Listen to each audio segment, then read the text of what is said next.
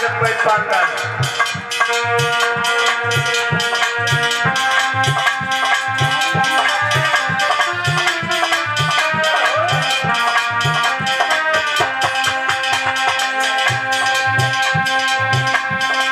बधाई डाल ले थोड़ी माता अरे दिल मेरा रह गया सावरिया उनकी लाली कांवरिया मेरा रह गया सावरिया उनकी लाली कांवरिया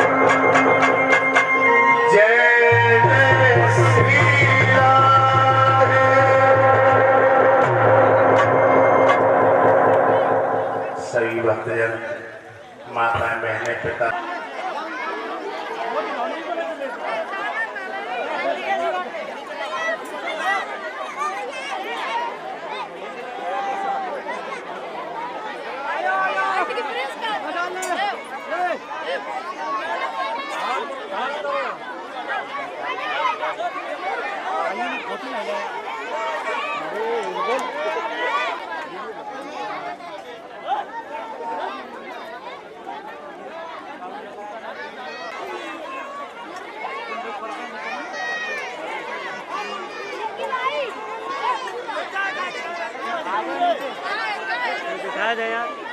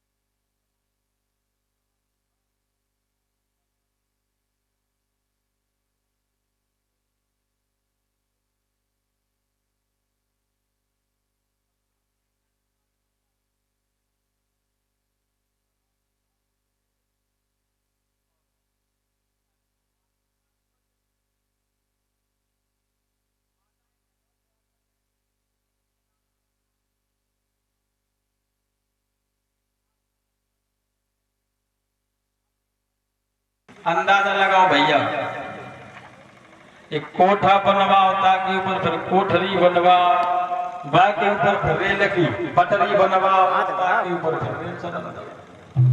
धन्य माता बहनों तुमसे, जिन भजन में राम का नाम नहीं उस भजन को गाना चाहिए।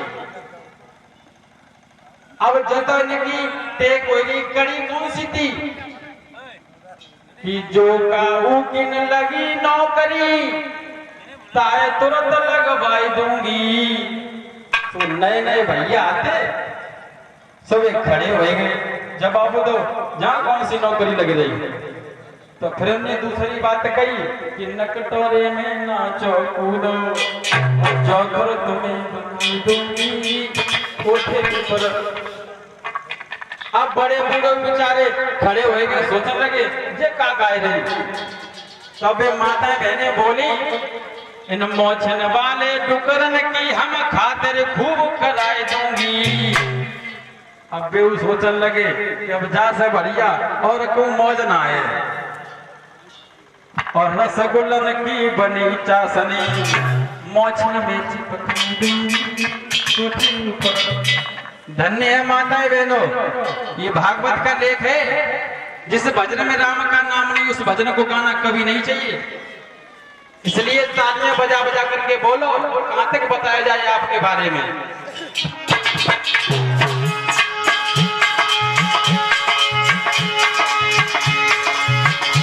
जवाना दिन प्रतिदिन बदलता हुआ चला जा रहा है, कितना बदला।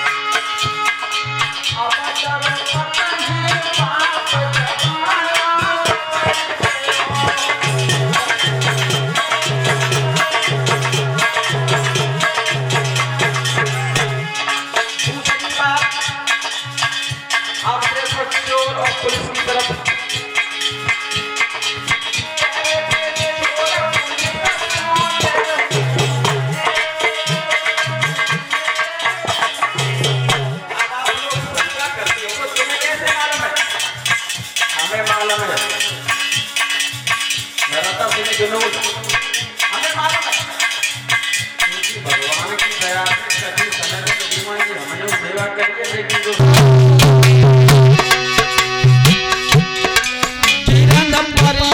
हिमालय की चोटी गंगा को रोक लयो।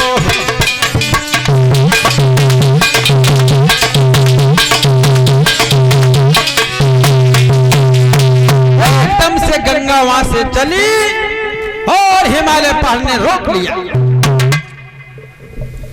कहने लगे हैं मैया तो पहाड़ कैसे टूटे। गंगा बोली ऐरापत के पास चले जाओ। भागीरथ ऐरापत के पास पहुंचे, जवाब दिया गंगा स्वर्ग से आई है और पहाड़ को तोड़ दो।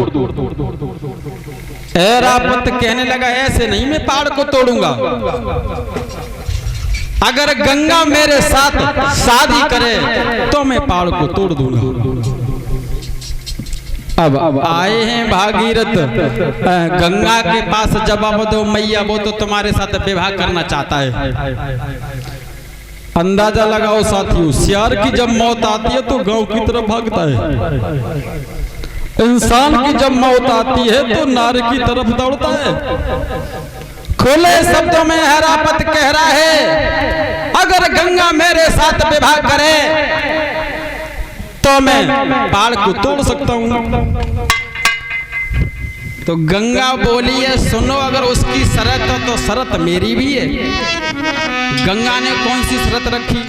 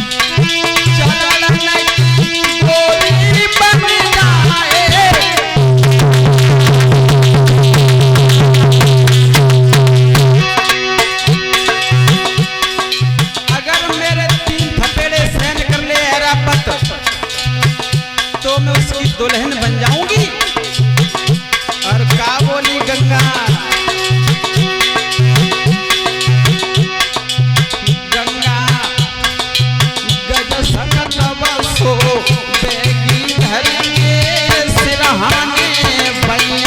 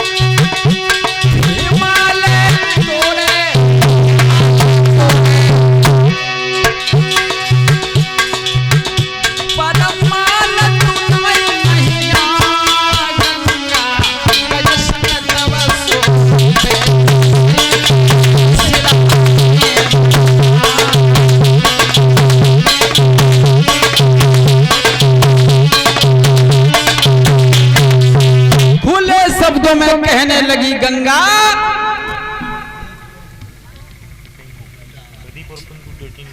प्रदीप और टिंकू, प्रदीप उर्फ पिंकू, और ये भ्राता श्री ये प्रदीप उर्फ टिंकू भैया भगवान की भागवत में 2-3 डालडा के दे रहे हैं।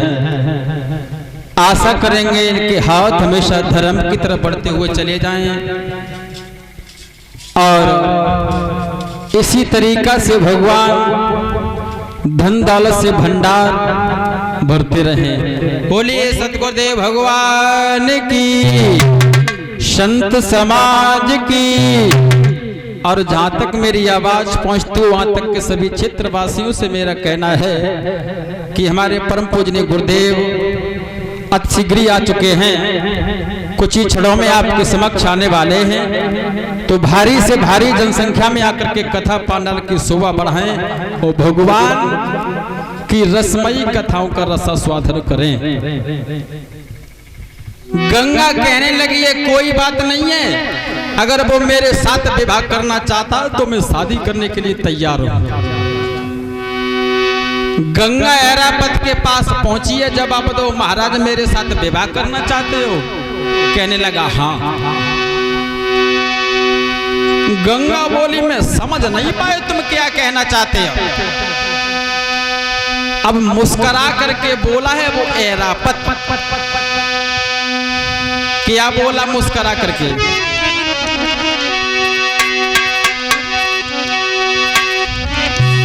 मेरी मां ने कही,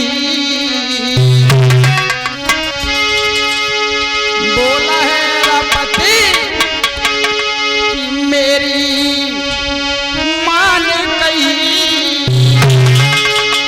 और गंगा मोई सोंडारी वह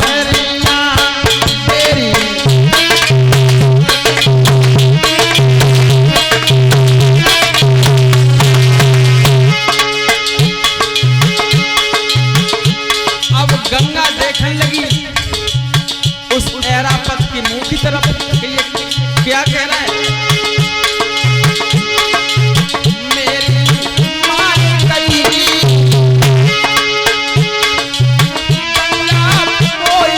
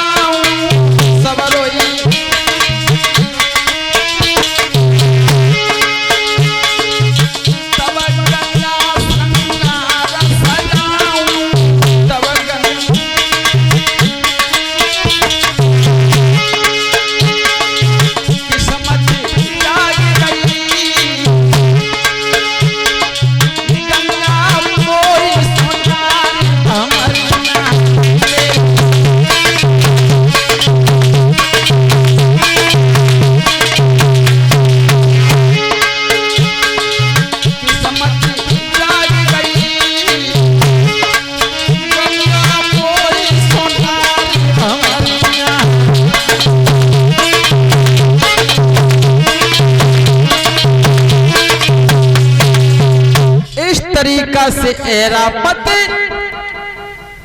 खुले शब्दों में कहने लगा मेरे साथ विवाह करो। श्री सुखदेव जी कहने लगे हे राजा परीक्षित, गंगा मैया जिस समय आगे को बढ़ी हैं, मन में विचार किया है कि दुष्ट मेरे साथ विवाह करना चाहता है। गंगा ने इशारा दिया है ऐरापत मेरी शर्तों को तो आपको पता है। ऐरापत कहने लगे मारो, मैं तुम्हारे सामने खड़े हैं और 3 थपेड़ा का प्रहार करो। और जैसे ही गंगा मैया 3 तमाचों का प्रहार करने के लिए आगे बढ़ी, श्री सुखदेव जी कहने लगे हे राजा परीक्षित, हुआ क्या? वही हुआ जो होने वाला था। जैसे ही गंगा ने पहले तमाचे का प्रहार किया है ऐरापत पर, तो गजब हो गया।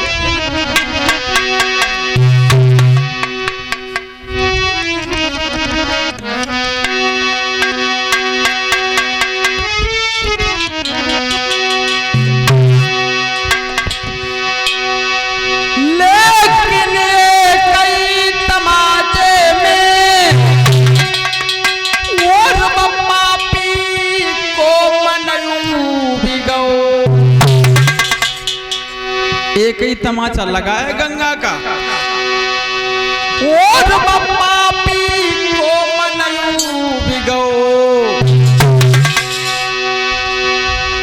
दूसरा थपेड़ा जब लागा, अरे अपराधी जल में डूब गयो।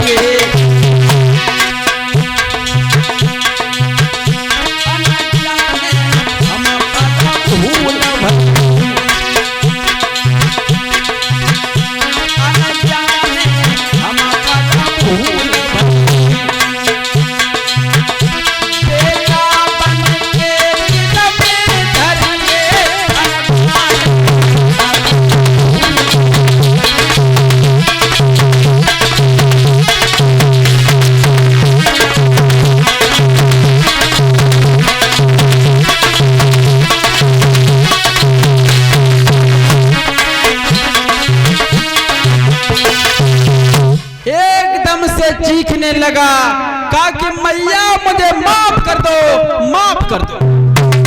गंगा कहने लगी अबे तो तुम मेरे संग ब्याह करना आए थे, अब हमसे क्षमा मांग रहे हो।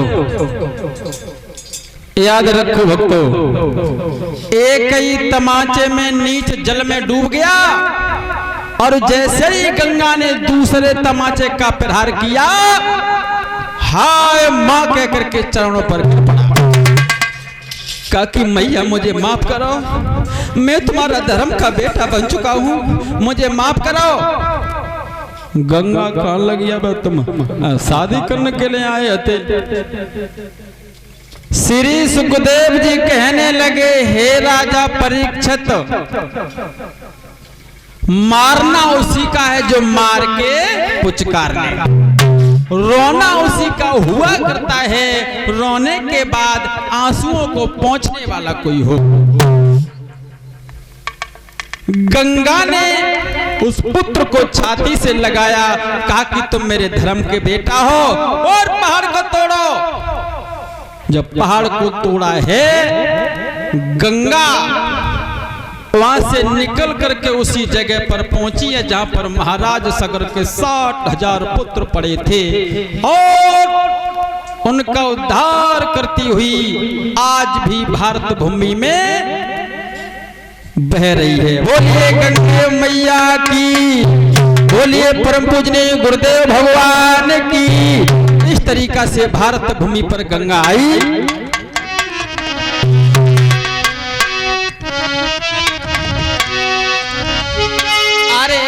जग गए भाग्य हमारे, गुरे दे बाबा धारे।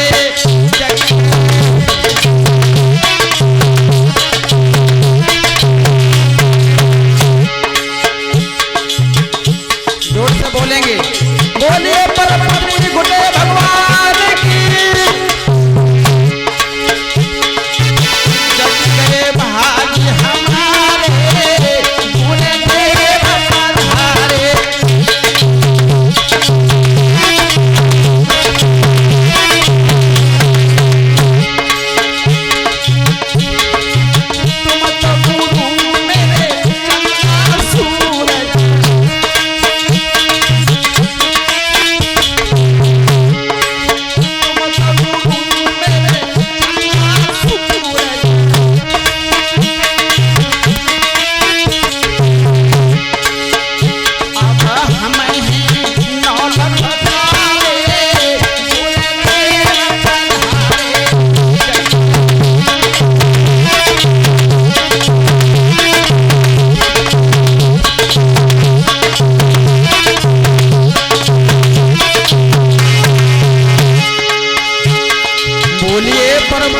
गुरुदेव भगवान की।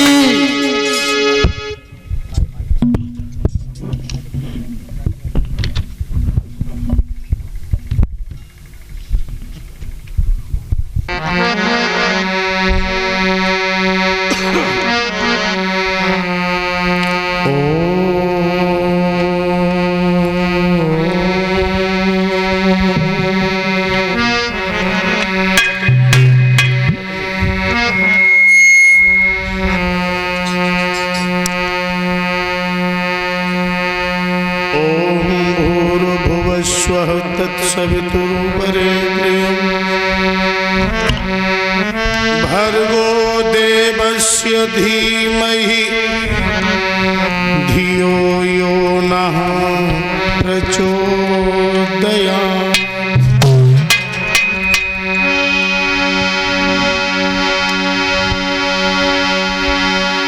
ओम अंजनी गर्वाय विद्महे वायुपुत्राय धीमहि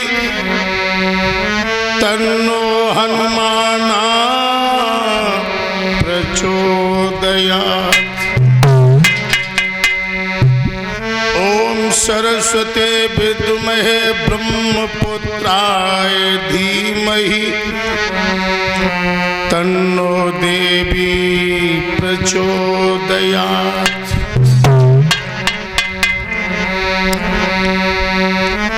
शरद चंद्रमा की शोभा उन मुग्ध चकोरों को पूछो,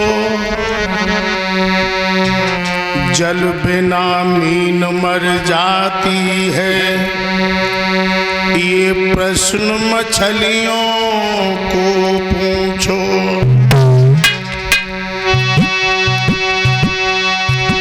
पतंग दीपक पर मरता है, ये बात पतंगों को पूछो।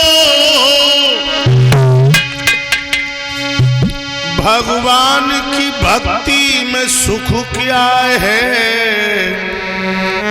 भगवान के भक्तों को पूछो। जब आप भगवान के भक्त को पूछेंगे कि भगवान की भक्ति में क्या आनंद है, क्या सुख है, तो भक्त बहुत मीठा जवाब देगा। और यही प्रश्न एक बार मीरा की नर्दन किया कि भाभी, तुम रोजाना कन्हैया से बातें किया करती हो, लेकिन कन्हैया तुमसे बातें क्यों नहीं करता?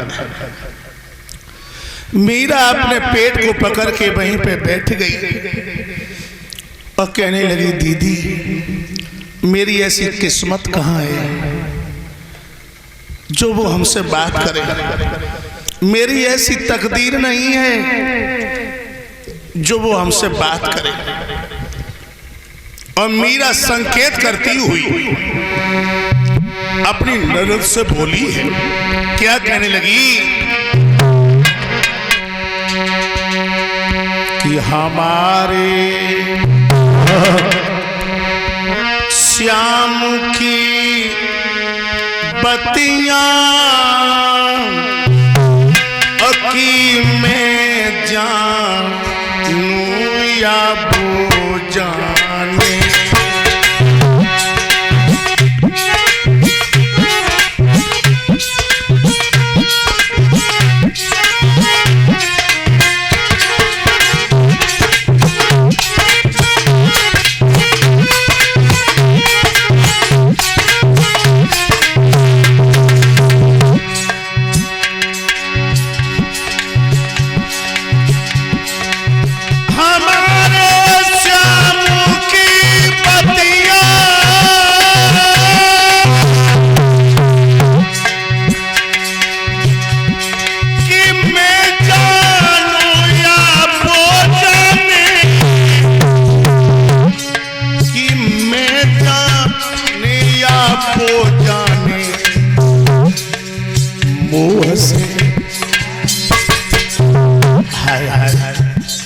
मीठा क्या जवाब दे रही है, कितना मीठा। मोह से आँखी जिनकी रंग गई वो कैसे पहचाने, मोह से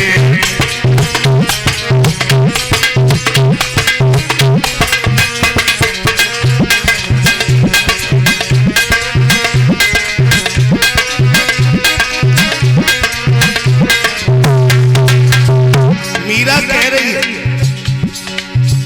आते जाते मुलाकात नहीं होती है, आते जाते मुलाकात नहीं होती है, सामने बैठे मगर बात नहीं होती है, सामने बैठे मगर बात नहीं होती है।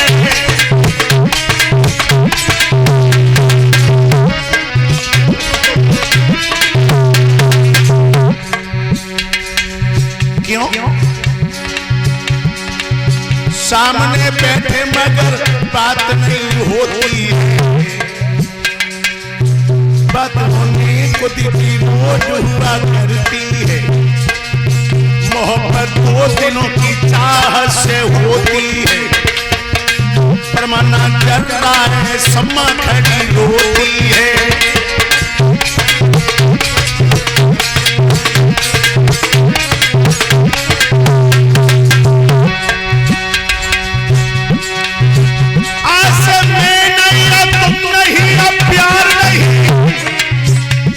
अपना न बता लूं तुम्हें आधार नहीं, तुझे न बता लूं तुम्हें आधार नहीं।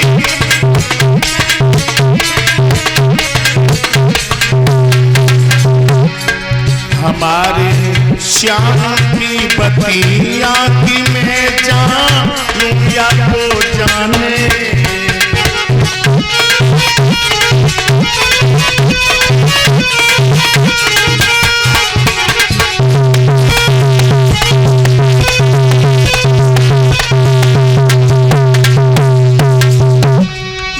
बोलिए आनंद कंद भगवान की, बोलिए संत समाज की, बोलिए भागवत महापुराण की। आदरणीय उपस्थित नौजवान साथी, आदर के प्यार करने के बच्चों, सीता अनुसुईया जैसी भूमि को पवित्र करने वाली हमारी माता एवं बहनें, आज हमारी इस कथा का पंचम दिवस है और अभी आप कथा सुन रहे थे कि किस तरह से भागीरथी गंगा को लेकर के यहाँ पे आए। सीरियर गंगा के किनारे बैठे हुए 88,000 ऋषियों के मध्य में व्यास नंदन श्री सुखदेव जी उत्तरानंदन परीक्षित को कथा सुना रहे हैं। कहने लगे, हे राजा परीक्षित, जो ये मथुरा नगरिया है, मथुरा नगरिया, इसमें राजा आहुक राज्य किया करते थे। इनके 2 पुत्र हैं, एक आहुकी नाम की लड़की भी पैदा हुई। महाराज उग्रसेन और दीपक। महाराज उग्रसेन ज्येष्ठ पुत्र हैं, दीपक छोटे हैं। और महाराज उग्रसेन के प्राण प्यारी का क्या नाम है? पवन रेखा। जो कि पवन रेखा सतियों में लिखी जाती है, सतियों में। लेकिन आप लोगों ने कहावत तो सुनी होगी, अत गुणी सो निर्धनी अत सुंदर सुबाच, कि जो ज्यादा विद्वान लोग होते हैं वो कभी धन का संग्रह नहीं करते।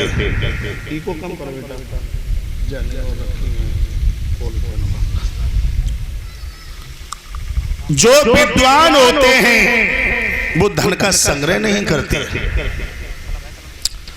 और कुदरत का नियम होता है कि जो स्त्री सुंदर होती है वो बांध हुआ करती है। इसका मतलब ये नहीं वो चमड़े से सुंदर हो ना, जो आत्माओं से सुंदर होती वो बांध हुआ करती है। महारानी पवन रेखा की कोख से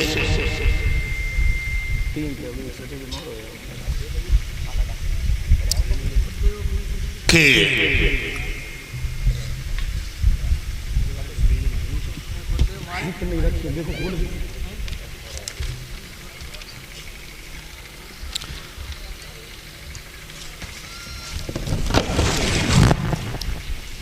दिमाग रखना मेरे प्यारे भाइयों, महारानी पवन रेखा की कोख से किसी पुत्र ने जन्म नहीं लिया।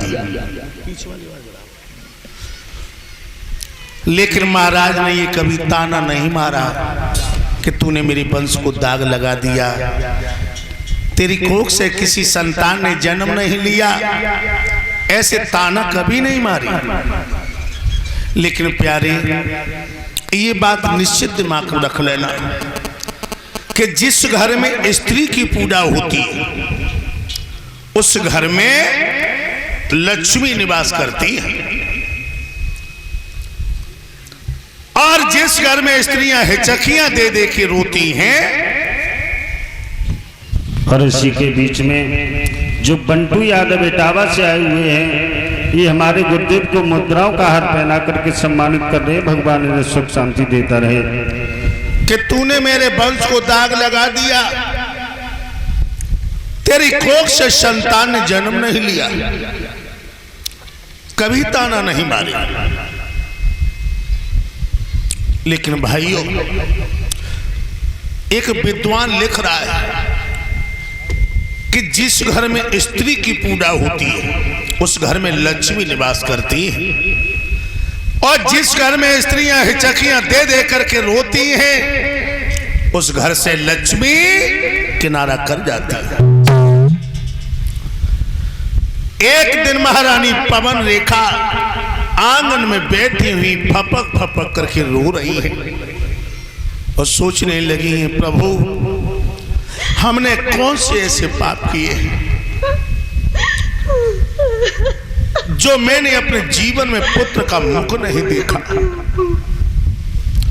और महारानी पवन रेखा आज हिटकियां भर भर के वहीं पर रोने लगी।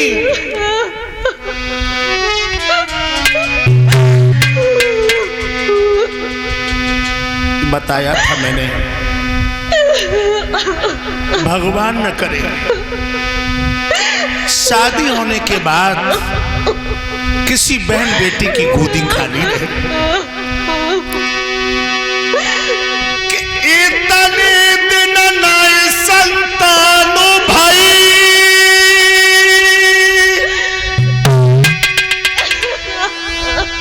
दुनिया सब हंसी उड़ाती है, महाराजन बल कहलाई रहे हैं या दुखिया बांड का।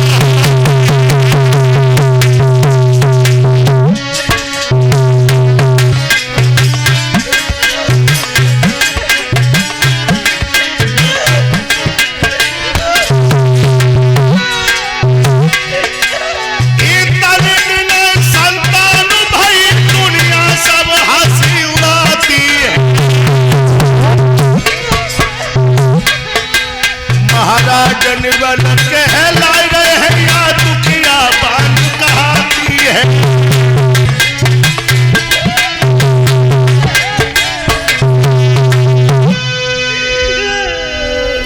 आज महारानी पवन रेखा आंगन में बैठी फपक फपक करके रो रही है और तब तक महाराज उग्रसेन का पदार्पण हुआ। रानी ने अपने नेत्रों को पोंछ लिया और घूंघट मार के वहीं पे खड़ी हो गई। महाराज उग्रसेन गए, कहने लगी, पवन रेखा आज 16 श्रृंगार किए हुए तुम खड़ी हो, आज क्या इरादा है? भावुक दिल से आज पवन रेखा कहने लगी है, पिया आज मेरे जी में एक उमंग आ रही है, एक अज्ञात भैंसा उत्पन्न हो रहा है कि जो कि मुझे दबाने की कोशिश कर रहा है। जी चाहता है कि हम जंगल में जाएं और महर्षि मुनियों के हम दर्शन करके आए। महाराज उग्रसेन कहने लगे, गोरी जी तो मेरा भी चाहता कि तुम्हारे साथ में चले, लेकिन बहुत से ऐसे अधूरे मुकदमे हैं जो छोड़ आए हैं, जो हमें आज जाकर के निपटाने हैं। इसीलिए तुम आज चली जाओ, मैं फिर कभी तुम्हारे साथ चलूंगा, फिर मैं तुम्हारे साथ चलूंगा। और ये 4 घोड़ों वाला रथ है, जब रथ लेकर के तुम चली जाओ और अपनी हमजोलियों को लेकर के साथ में जाओ। और इसी के बीच में प्रदीप यादव जो इसी गांव भदई के रहने वाले हमारे गुरुदेव को पुष्पों का हार पहना करके सम्मानित कर रहे। भगवान उन्हें सुख शांति देता रहे। बोलिए गोविंद भगवान की। आज पवन रेखा 4 घोड़ों वाली रथ पे सवार हुई और बियाबान जंगल के लिए चली महर्षि मुनियों के दर्शन करने के लिए। तो चलते चलते ये रथ लला पवन कहां पहुंचो? एक बहुत भयंकर जंगल में। अच्छा, हाँ, कदम कदम पे मौसम गुलजार कर रहा है, कोयल बोल रही है, पपिया बोल रहे हैं।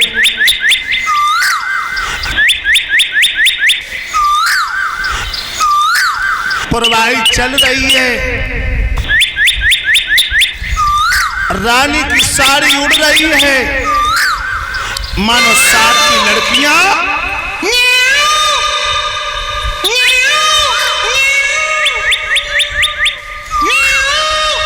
फिटोलियां कर रही हों।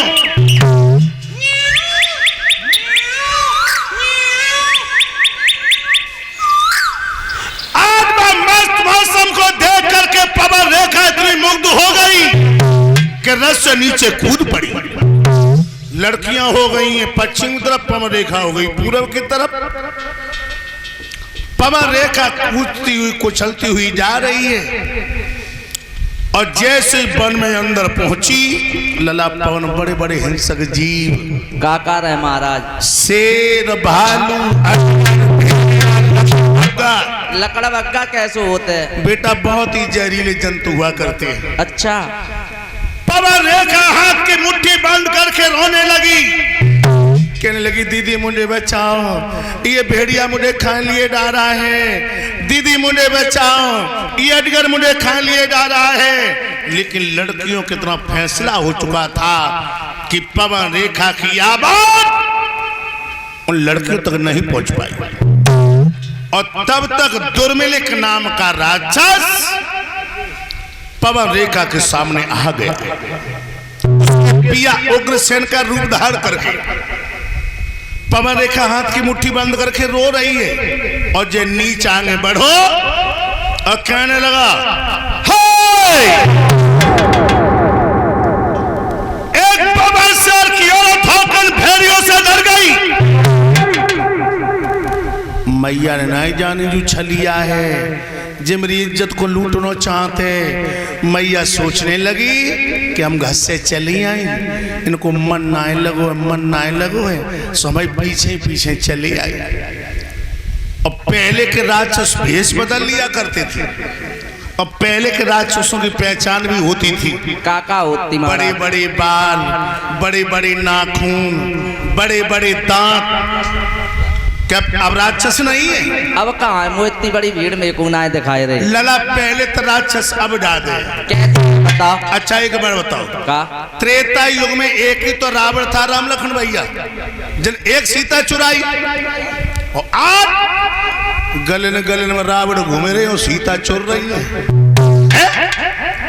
अब हमारे करीब 2-3 महीना पहले हमारे कुसमरा में एक सीता चुरी आई, 10-15 दिन गायब रही और सीता आई है और एक सीता गई सो अब नहीं लौट के आई। पहले तो राक्षस अब ज्यादा दुर्मिलिक नाम का राक्षस आगे बढ़ा और कहने लगा पवन शेर की औरत होकर भेड़ियों से डर गई।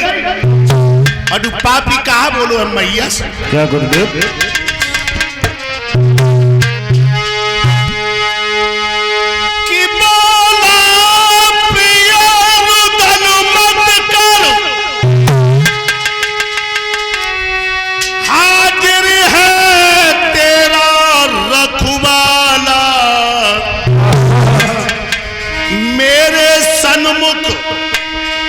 तुझको देखे है कौन भला है।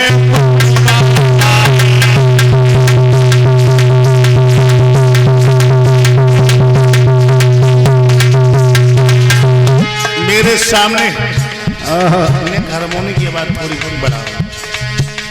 अगर कोई आंख उठा के देखेगा मैं इस कमीना की दोनों आंखें निकाल लूंगा और जो मेरे सामने तुम्हारी तरफ हाथ चलाएगा मैं उस कमीना के दोनों हाथों को तोड़ दूंगा। क्यों? तुम चंपा, गुलाब, नरगिन, बाडी से बन के आई और जो पापी कहा बोलो है मैया से।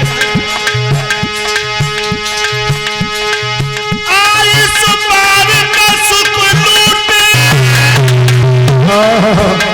जीवन विपन को दिखलाए, जीवन विपन को दिखलाए। जो बन के खिले, जो बन के खिले हुए गुल है यो बन से न को शर्माए।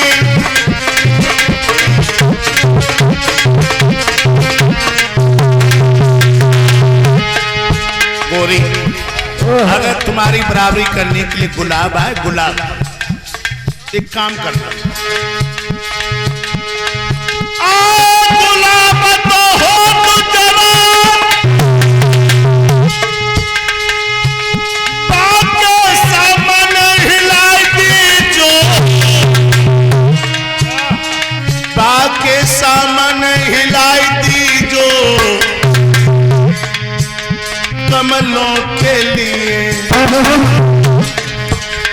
कमलों के लिए मेरी रनिया तो चंचल नैन चलाई दीजो।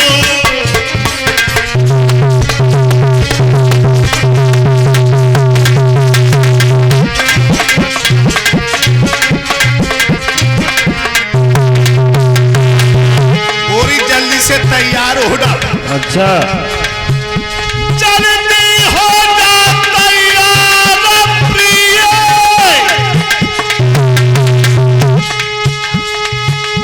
आ जाए न कोई बसर कहीं, आ जाए न कोई बसर कहीं। तो पवन रेखा का बोली क्या गुरुदेव? तब नीचे को घूंघट कर बोली हम कब तुमको तैयार नहीं।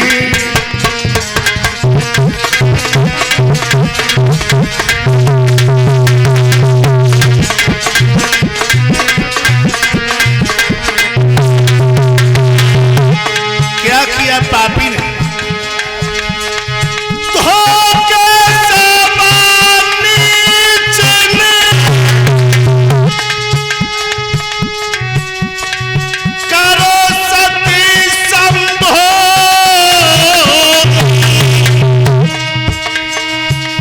प्रकट है गयो अंत में पापी को सयो।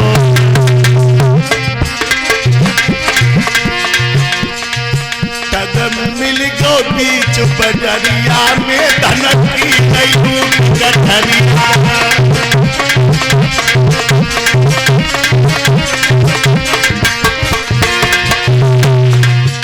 अगम मिलियो बीच डगरिया में धन की लई लूट गठरिया।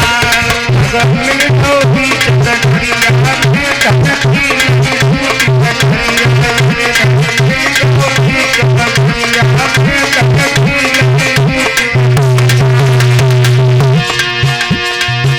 अरे धन की लूट गठरिया भैया, लूटिया डुगठरिया। अगर मिलियो बीच बजरिया में धन की लई लूट गठरिया। अगर मिलियो बीच बजरिया में धन की लई लूट गठरिया। अगर मिलियो बीच बजरिया में धन की लई लूट। आज बात दुर्मिल के नाम के राक्षस ने पवन रेखा की इज्जत को लूट लिया और जिस समय रे असली सूरत में आया पवन रेखा के पैरों की तरह धरती खिसक पड़ी और कहने लगी ओरे नीच ओरे लफंगा ओरे दगाबाज ओरे हैवान, तूने मेरे पिया का रूप धारण करके तूने मेरी इज्जत लूट ली। ओरे पापी, अगर तूने मेरी इज्जत ना लूटी होती मैं तुझे जला के राख कर देती। ओरे पापी, अब तू ही बता मैं अपने पिया को जाकर के कैसे मुंह दिखाऊं। अब पवन रेखा अपने हाथों से मुंह लगा करके फपक फपक करके रोने लगी।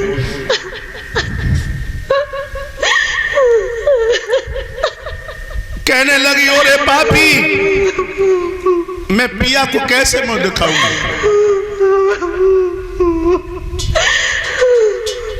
दुर्मिल नाम का राक्षस कहने लगा है पवन रेखा, तुम्हें बड़ी दिक्कत हुई है, लेकिन मैं कई रोजों से देख रहा था कि तेरी गोदी खाली, तूने मेरी इच्छा पूर्ण की, मैं तेरी इच्छा को पूर्ण करता हूं कि मेरे वीर प्रताप से तेरी कोख से ऐसी संतान पैदा होगी जो अपने बाहुबल से सारे संसार पे अधिकार रूपेगी, गाय और महात्माओं को अधिक सताएगी, लेकिन वो स्वाधीन सच्चिदानंद प्रभु के हाथों से मारी जाएगी। पवन रेखा कहने लगी ओरे नीच ओरे लफंगा ओरे दगाबाज ओरे हैवान, जब तू इतना नीच और लोफड़, संतान कहां से सरी पैदा हो जाए। लेकिन अब आगे अरे पापी हो मैं सत्यानाश, जो तूने मेरो धर्म पापी हो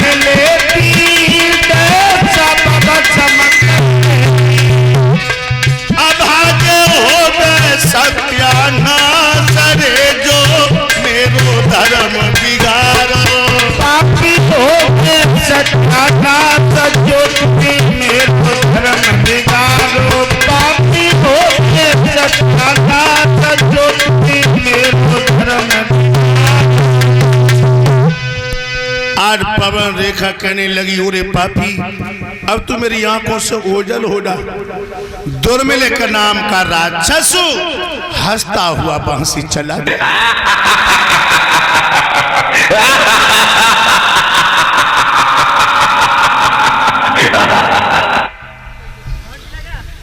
राक्षस तो चला गया और तब तक वही लड़कियां आ गई जो पवन रेखा के साथ में गई थी।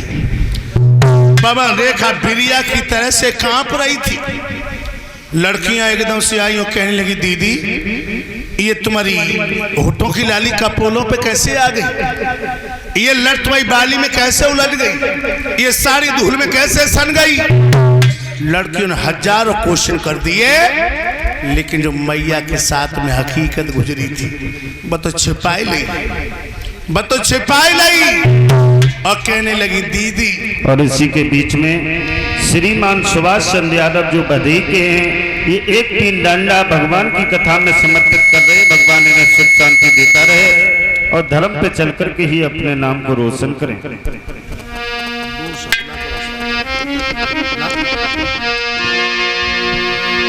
कहने लगी, दीदी एक गजब हुई हो। कहा गजब हुई हो? देखे पवन रेखा ने हकीकत छुपा ली। कहने लगी, दीदी एक हट्टा कट्टा सा बंदर मेरे थप्पड़ गाल में मार गया।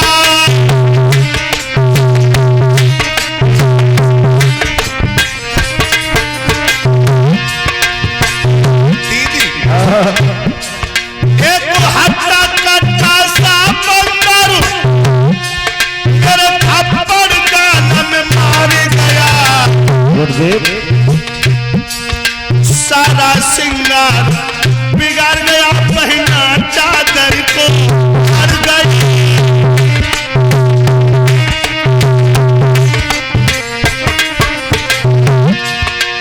तुम तो चली गई, तब तक ये गजब हुई हो। क्या? एक हट्टा कट्टा सा बंदर मेरे थप्पड़ गाल में मार गया। सारा सिंगार बिगड़ गया, पहना चादर हर गई।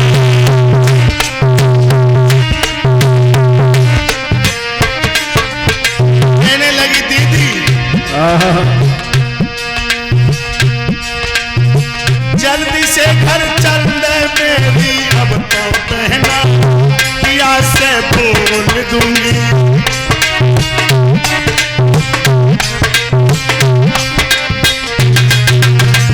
जल्दी से घर चल दे बहना, अब तो यहाँ से पिया से बोल दूंगी। घट गई जंगल में तो मेरी बहना, भेद सब खोल दूंगी।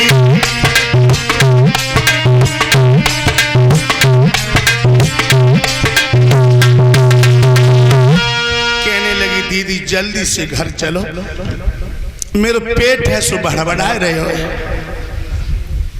आज जैसे याद पवन रेखा ने ये शब्द कहे, रथ पे सवार हुई, अपने घर आई। श्री सुखदेव भी बोले, हे राजा परीक्षित, धीरे धीरे धीरे धीरे जब 9 मास बीते हैं, पवन रेखा की कोख से जिस बालक ने जन्म लिया उसका क्या नाम पड़ा? कंस कंस कंस। एक बात और बताऊं बेटा पवन, क्या? जब सपूत पैदा होते तब क्या होता है? अशगुन। ना बेवकूफ है का? और सपना होता।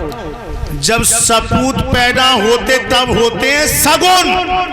अच्छा, तो मेरी अम्मा तो सोई बताओ करते। और जब कपूत पैदा होते तब होते अशगुन। तो मेरी अम्मा तो जही बताओ करते। तेरी अम्मा हमेशा उल्टो ही बताती है। उल्टी तो ना पैदा भाई। और जिस समय ये पापी कंस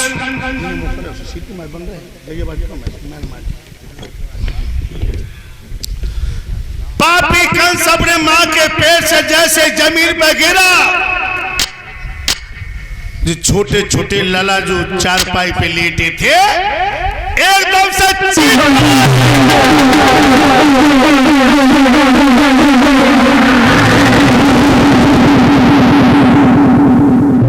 ऐसा ही नहीं जिसमें पापी कंस ने जन्म लिया।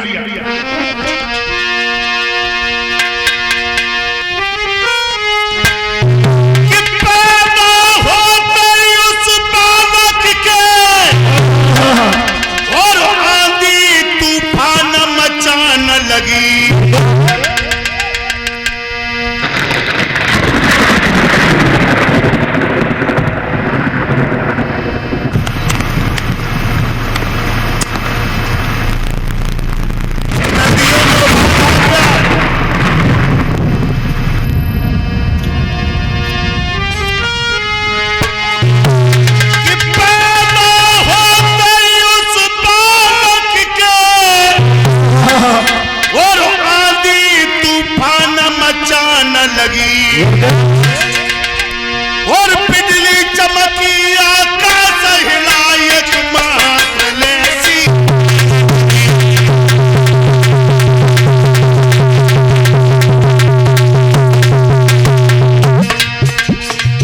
नदियों में उबाल आ गया। कैसे? वृक्ष पे पपिया मुंह खोल के रह गए। गैया घूटन पर रमाई उठी।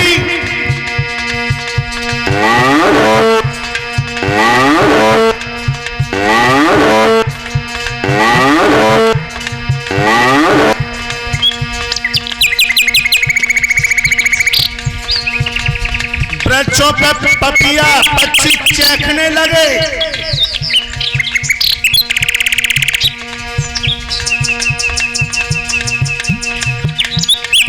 और जब कुत्ता चलियन में रोते हैं तो छाती है ना फटती है।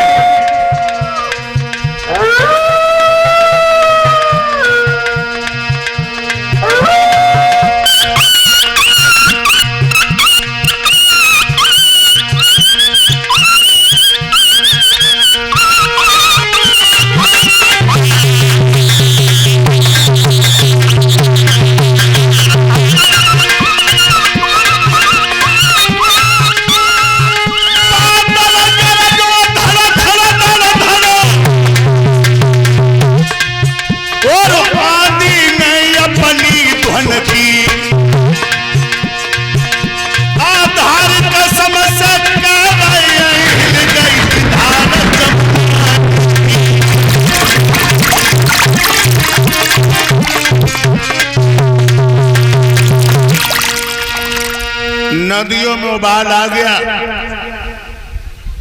बादल धड़धड़ने लगे।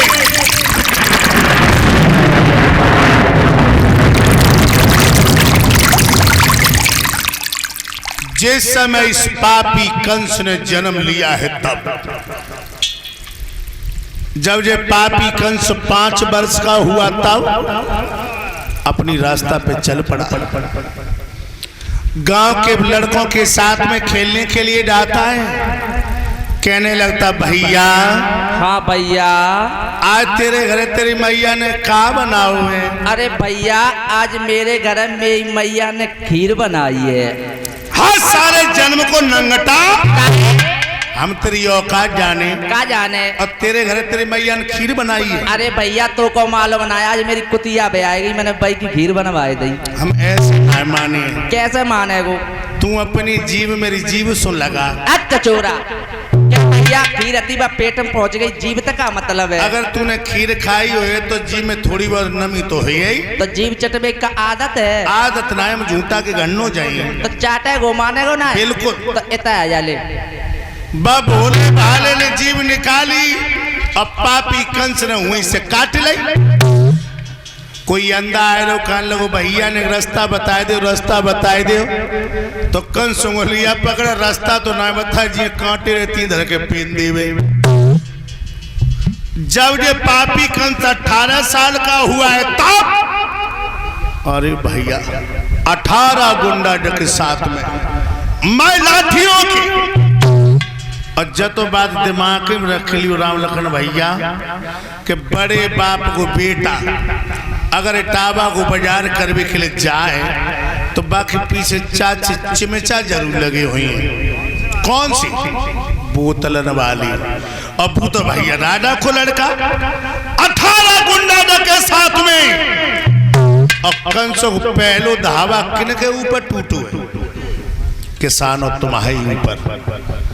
चाहे कोई मुख्यमंत्री बन जाए, चाहे कोई रक्षा मंत्री बन जाए, चाहे कोई गृह मंत्री बन जाए, नंबर किसान ही तो लगे। क्योंकि जा बहुत सस्ती मुर्गी है, जाए चाय जैसे पनो रांधो खाओ हडप। ओ किसानों, जा देश के लिए तुमने क्या नहीं किया?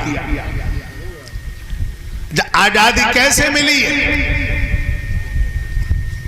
उन महान क्रांतिकारियों को पूछो, चंद्रशेखर आजाद, भगत सिंह चाचा टोपे, बंदा बैरागी आजाद मिलता था टोपे। आजादी कैसे मिली? लेकिन आज के नेता को देश की कोई चिंता नहीं। देश चलो जाए भाड़ में, केवल कुर्सी मिल जाए हैं?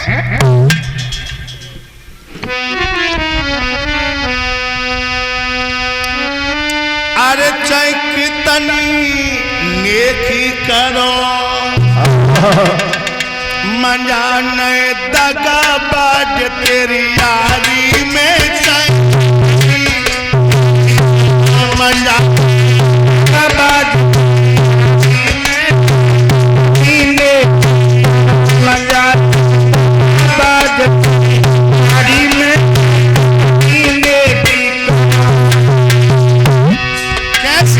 कैसे गुरुदेव?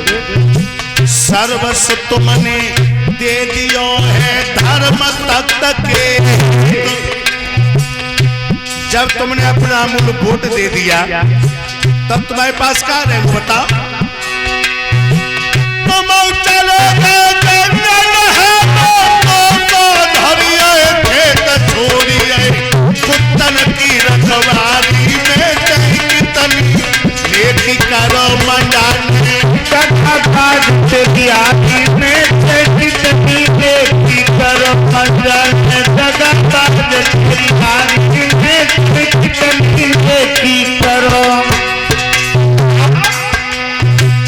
तुम्हारो मास नोच नोच रहे। कौन से कुंकरा? जे MP MLA प्रधान खादी भंडार का कुर्ता पहनने वाले किसानों तो मांस नोच रहा हुआ। मांस मालूम कैसे नोच रहा हूं? जिंदा पे टैक्स, मरने पे टैक्स, साइकिल पे टैक्स, मोटरसाइकिल पे टैक्स। अब तो नगर पंचायत में हाउस टैक्स चालू हुई हो। जिस मकान में तुम रहोगे उसका तुम्हें भाड़ा भरना पड़ेगा, टैक्स भरना पड़ेगा। और 3 बच्चन तो ज्यादा हुई है, उन्हों पे टैक्स लगे। तुम्हारो मांस करानी से दिन नोच नोच रहे खाए।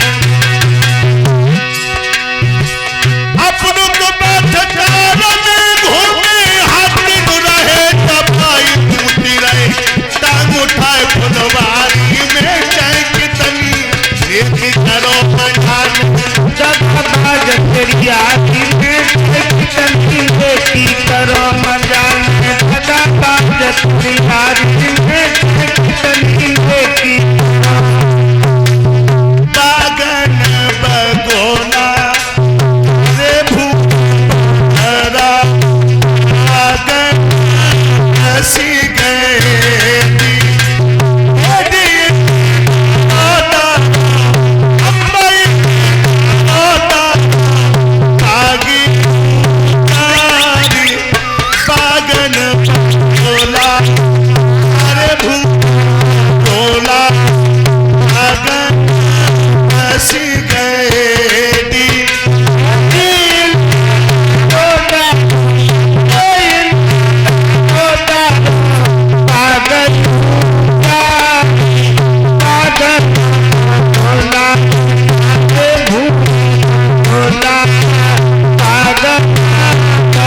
गए। कंस को पहलो धावा टूटो है किसानों तुम्हारे ऊपर, टैक्सों और लगानों में दे डाली सभी कमाई है, और फिर भी पड़ा बकाया खाता में जमाना। पीछे में निगपल पटवारी हड़पी है। एक दिन की तुम्हें बात बताएं, इधर बरसाने से चली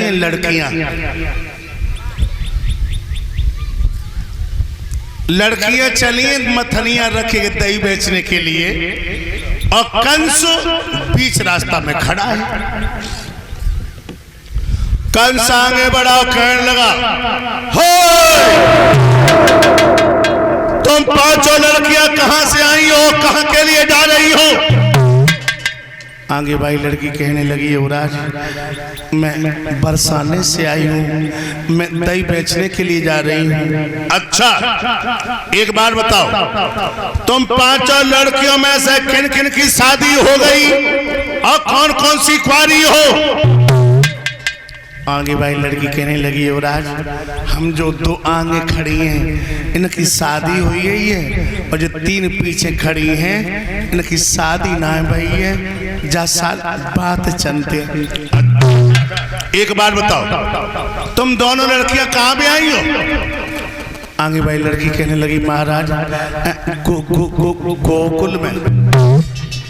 कंस कहने लगा, मथुरा के लड़के के सब मर गए थे जो तुम्हारे बाप ने तुम्हें गोकुल में किया।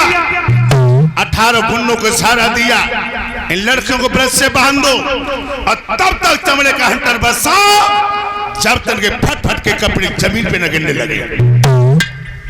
गुन्नों ने पकड़ लिया, लड़कियों को ब्रश से बांध दिया, जालिम कोड़ा बरसा रहे हैं, कोड़ा बरसा रहे, खून की पिचकारियां चल रही हैं, कपड़ा फट फट के जमीन पे गिरने लगे। न निर्लज्जों को दया और न बिल्कुल हया। कंस आगे बढ़ा उन तीनों लड़कियों के पास में और कहने लगा, तुम तीनों लड़कियां खड़ी खड़ी मेरी मां की तरफ क्या देख रही हो? ये सारे शरीर के कपड़े उतारो और छाती के बल धरती पर चलो। और इसी के बीच में यादव जो चौकाना से आए हैं, ये हमारे दीवान जी के साले साहब, ये हमारे गुरुदेव को 201 रुपए से व्यासपीठ पर सम्मानित कर रहे। भगवान इन्हें सुख शांति देता रहे। जुल्मों की हद होती है। आज लड़कियां धरती के बल, छाती के बल धरती पर चल रही हैं, पापा पापा करके रो रही हैं। बेपर्दा करके चलबाना छाती के बल से धरती पर,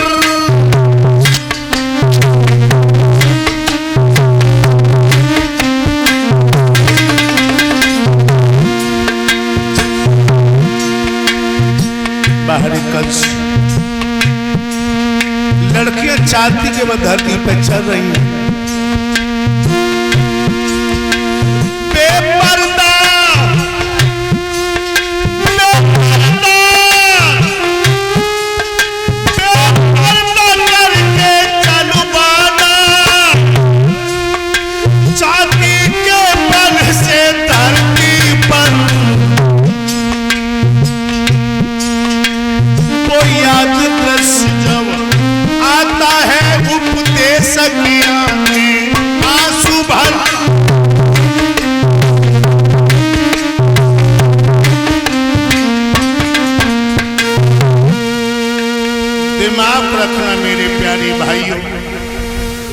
जब लड़कियां मारते मारते बिल्कुल बेहोश हो गईं,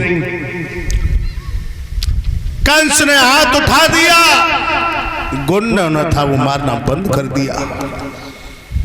जिस समय ये लड़कियां अपने अपने घर पहुंची, जब इनके बाबुलों ने देखा, इनके बाबुलों ने एक बहुत बड़ा प्रतमंडल लेकर के महाराज उग्रसेन के दरबार में पदार्पण किया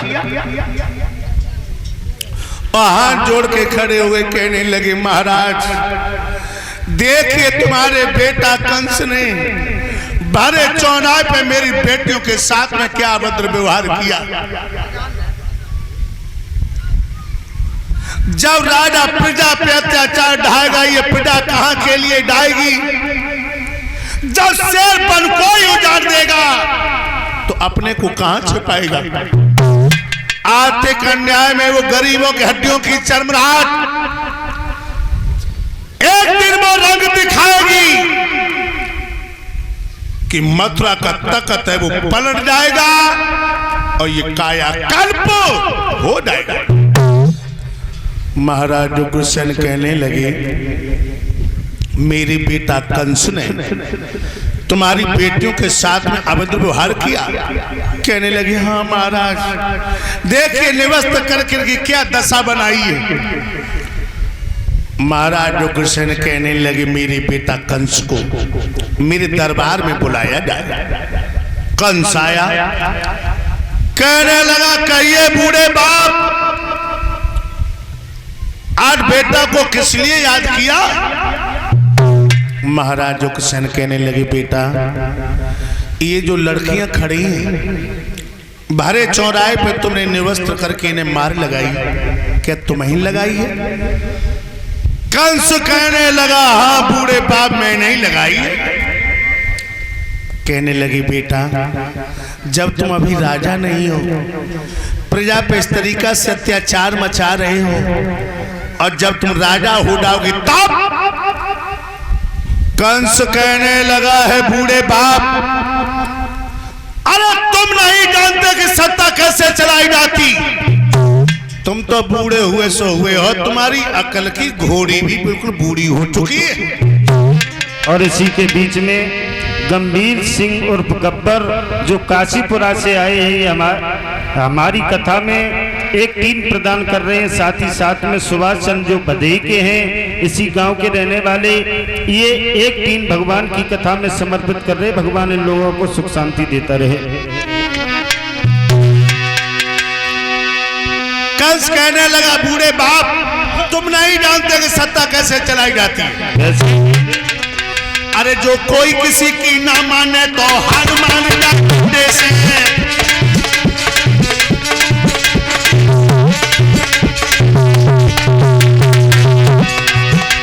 तो कोई किसी की ना माने तो हार मान जाए डंडे से। डूंगरी के लकड़ी बगड़ा से घोड़ी से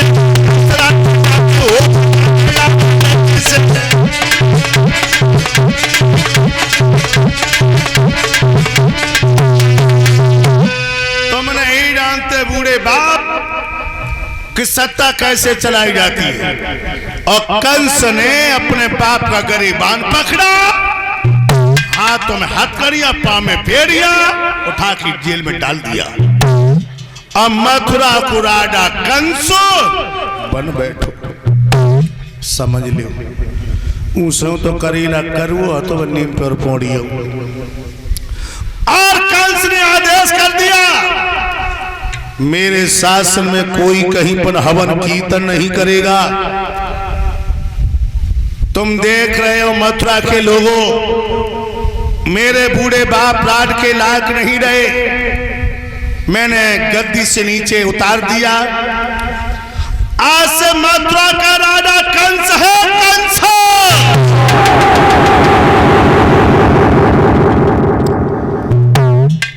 और कंस राजा नहीं है, कंस भगवान है। भगवान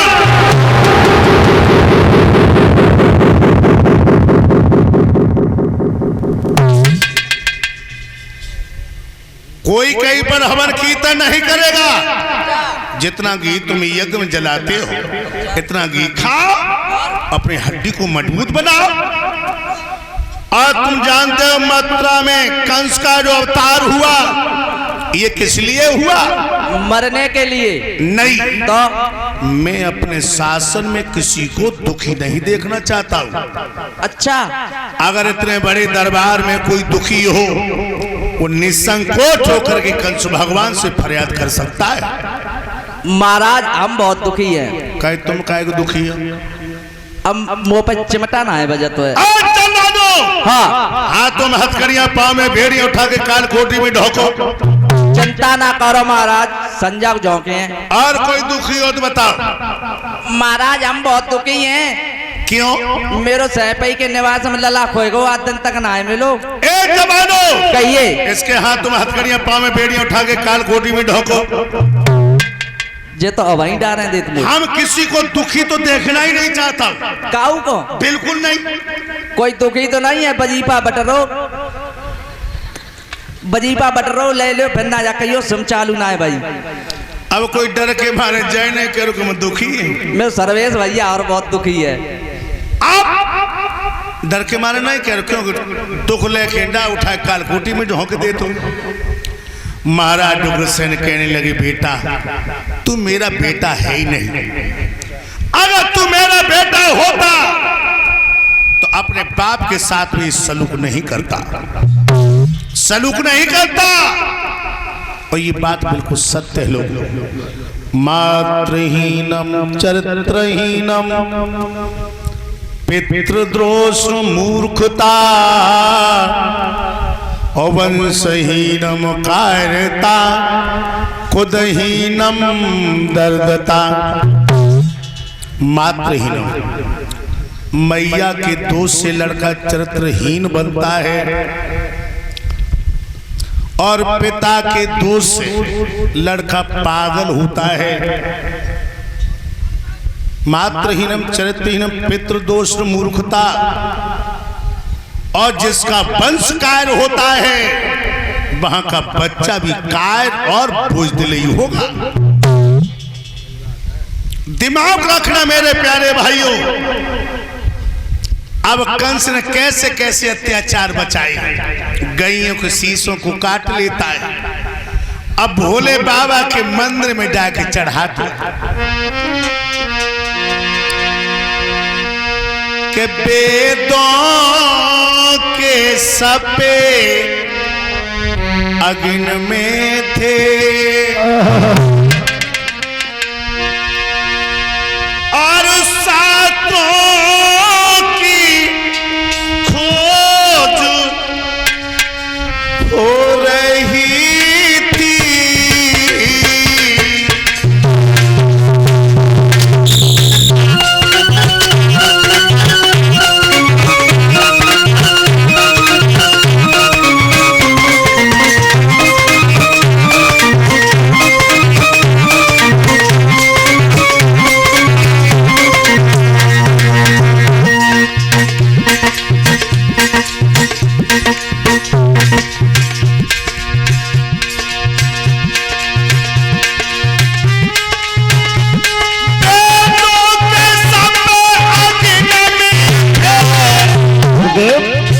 और सातों की खोज हो रही थी।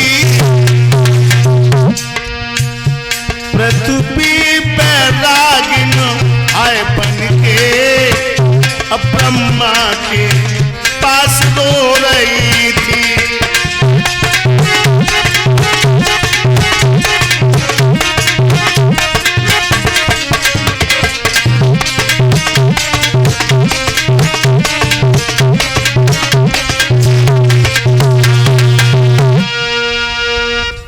सातों की खोज हो रही है, और पृथ्वी पर रागिन बन के ब्रह्मा के पास रो रही है।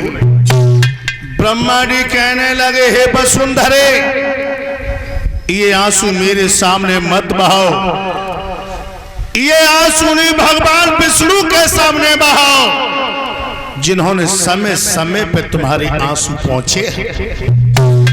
उसी वक्त ये सब देववृंद क्षीर सागर में जाकर के भगवान विष्णु का आह्वान करने लगे। अब जितने कथा पांडाल में लोग बैठे हैं, सभी लोग बड़े प्रेम से भगवान का कीर्तन बोलेंगे। अब भगवान आ रहे हैं।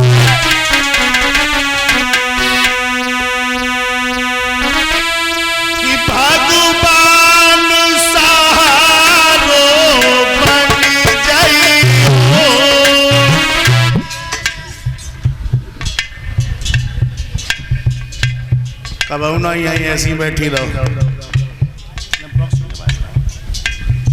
कैसे आ जाए जब उठे नहीं खोल रही है? जोर के बोलो। मोहन ना ये तो शायद मुलायम सिंह ही आ जाए हैं? और कंस और कल्याण सिंह की एक ही रास है। ताई से जोर से बोलो भगवान को कीर्तन। अब भगवान आ रहे हैं।